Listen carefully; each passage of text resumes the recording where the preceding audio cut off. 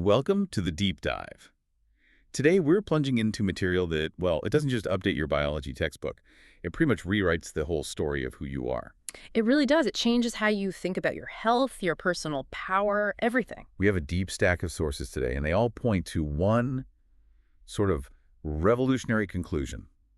The old scientific view. The one Yeah. that treats us like material machines. Just victims of our genes. Exactly. Yeah. That view is fundamentally flawed. Deeply flawed. So our mission here is to unpack that revolutionary shift. We're going from that old mechanistic Newtonian view to, well, to seeing ourselves as dynamic energy beings. Where our existence is controlled by our environment, and this is the critical part, by our perceptions. Yes.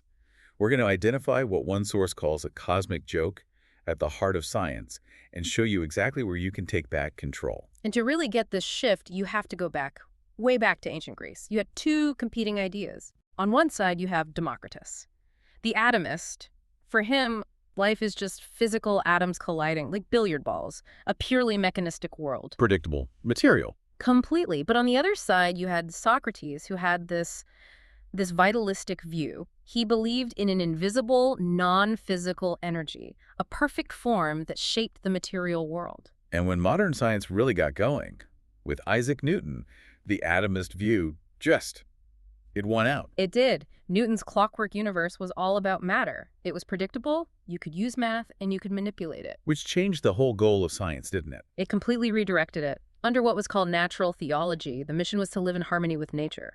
But once you see the universe as a machine... The goal becomes controlling the machine, dominating it. Exactly. And that one philosophical decision to focus only on matter created all the misconceptions we're about to dismantle. Okay, let's start with the first huge domino to fall, DNA. Everyone knows Darwin, right? Yeah. He links parent traits to their kids. And then in 1953, Watson and Crick revealed the double helix, the blueprint, A, T, C, G. And the dogma was set in stone.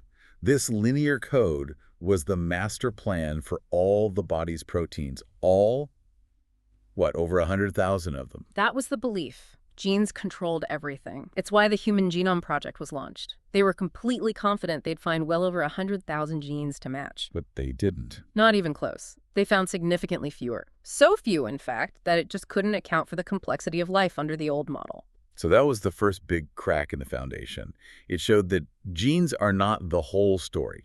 And the language here is so important, isn't it? A gene is just a blueprint. It's just a recipe. You wouldn't ask an architect if their blueprint is on or off.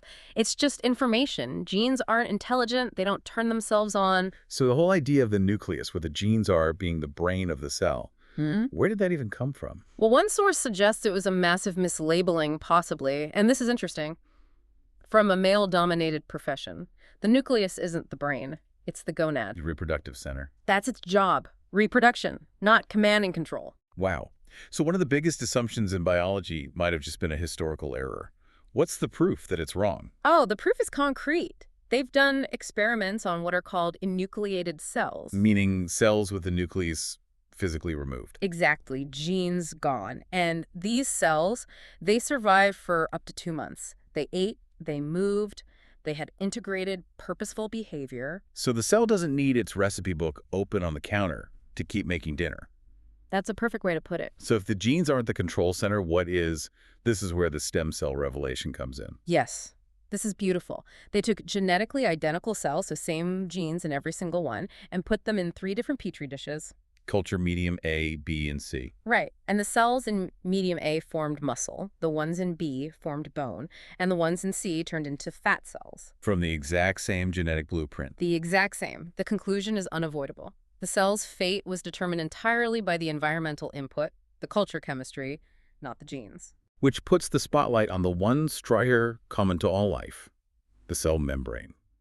For so long, it was just plastic wrap. Totally dismissed. The big aha moment came in the mid-'80s. The realization that the membrane is the cell's true brain.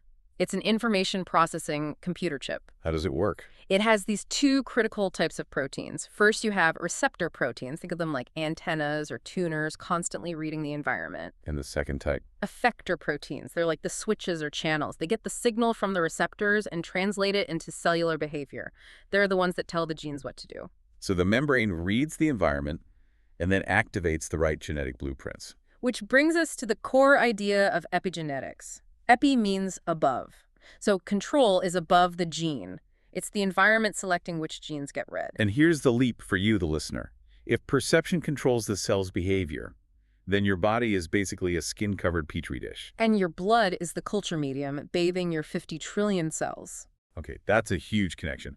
So if the chemistry of our blood is the culture medium deciding our cell's fate, what determines the chemistry of our blood? The brain. The brain is the chemist. It translates your thoughts, your perceptions into hormones and neuropeptides that flood that medium. And there's a clear chemical difference depending on the perception. A huge difference. When you perceive love, safety, support, the brain releases growth-promoting chemistry. Dopamine, oxytocin, growth hormone. Love is the ultimate growth signal. But the opposite is also true. If you perceive a threat, fear, anger, Then the body initiates the protection response. and that response is run by the HPA axis, hypothalamus pituitary adrenal. It's the master switch for mobilizing you in an emergency. It is, but the key question is, what does that switch turn off when it flips on, especially when it's on chronically? Right, because that's the state so many of us live in. And it creates a triple threat to your health. First, stress hormones immediately shut down growth. They constrict blood vessels to your gut, your core organs, and divert all that energy to your arms and legs. For fight or flight. Exactly. So if there's no blood flow to your vital organs, all maintenance and repair just stops. And the second threat. It shuts down your immune system dramatically. Again, survival is the priority, not fighting off an infection. It's why people get sick when they're stressed.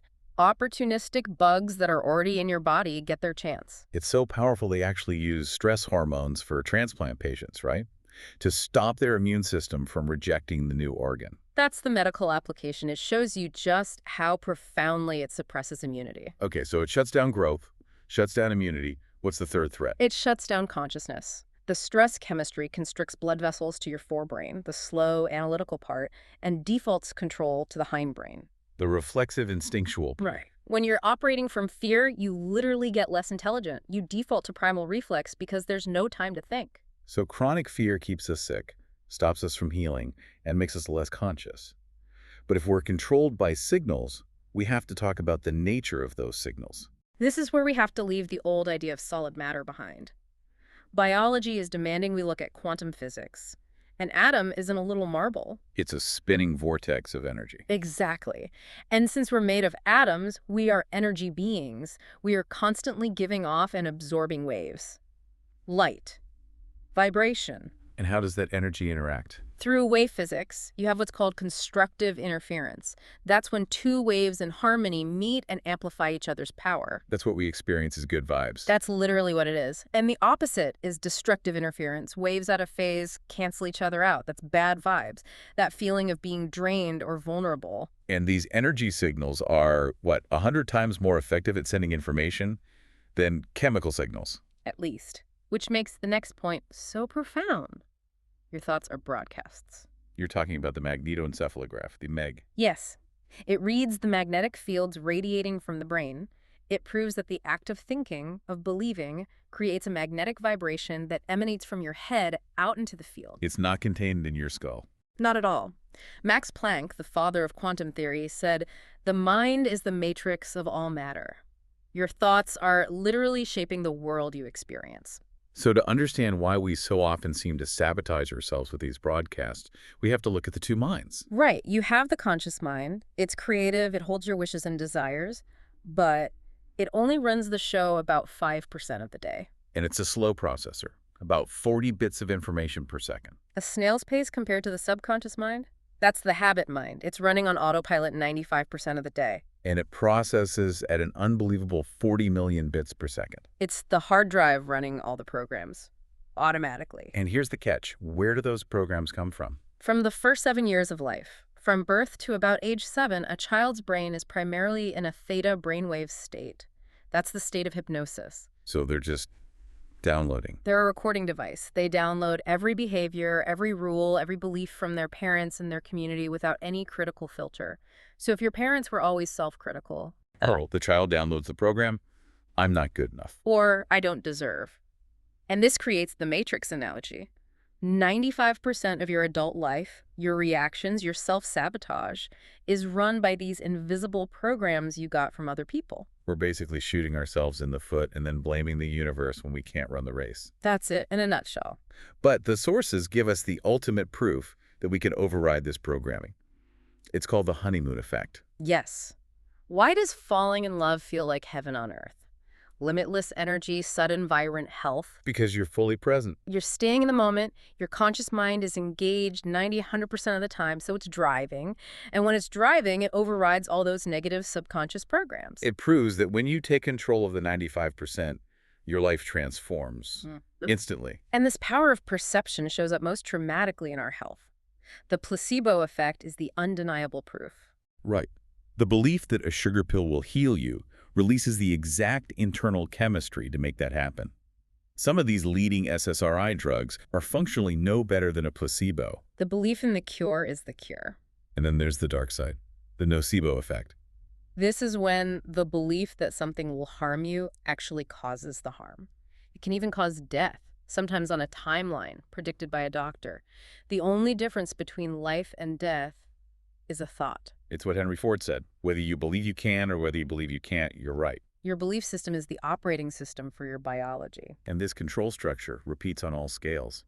As is above, so it is below. This is reflected in fractal geometry. Exactly. This new math shows how structures repeat at every level of organization. The human is made in the image of the cell. So a healthy human body, with its 50 trillion cells living in harmony, is a model for, what? A healthy human society. That's the implication. At the macro level, society should follow the same organizational rules of cooperation. Which is completely the opposite of how we've been running things. We're based on Darwinian competition, survival of the fittest. But the cell shows us it's cooperation that drives evolution. It's a radical shift. The new science suggests it's cooperation, which supports Lamarck's much older, ignored theory. The idea that we acquire characteristics through interacting with the environment and pass those on. It's about adapting together, not just a struggle for existence. Yes. And the sources conclude this is an urgent lesson. We're facing the 6th mass extinction because of our current behavior. It's described as our voracious caterpillar phase. We're just consuming everything without regard for the whole system. Right. And that phase has to end. We need a metamorphosis, guided by what are called imaginal cells, people with a vision for the future to become a butterfly civilization. One that lives in harmony with the lightest possible touch. That's the goal. So what does all of this mean for you, listening right now? The profound realization is that you are not a victim of your genes. You are the creator of your reality. And you can change the programs. But you can't just talk to the subconscious mind. It's too fast. It's running the show. You need specific techniques to hit the record button. The sources lay out 3 practical methods. The first is self-hypnosis. This is simply listening to positive affirmations in the present tense, I am healthy, I am lovable, as you're falling asleep. Because that's when your brain slows down into the theta state, the learning state. You get direct access. The second method is repetition, practice. You literally have to fake it till you make it. Consciously repeating the new behavior or belief until it becomes an automatic habit, like learning to drive a car. You're forging new neural pathways. And the third is energy psychology. These are super learning techniques like PSYCHK or EFT. How do they work? They work on the mind-body energy field directly. They use methods to integrate both hemispheres of the brain, allowing you to rewrite limiting beliefs in minutes. They leverage the field, which is 100 times more efficient than chemistry. So if the body is just a virtual reality suit, receiving a broadcast from your identity, and that broadcast, that identity, persists whether the body is here or not. Then the scientific weight of mortality just lifts. If we're immortal identities here to experience love and create, then the only thing holding us back is fear. Fear that was programmed into us before we were even 7 years old. Your thoughts are shaping your world, your health, your destiny. The knowledge is now yours, so go own that power.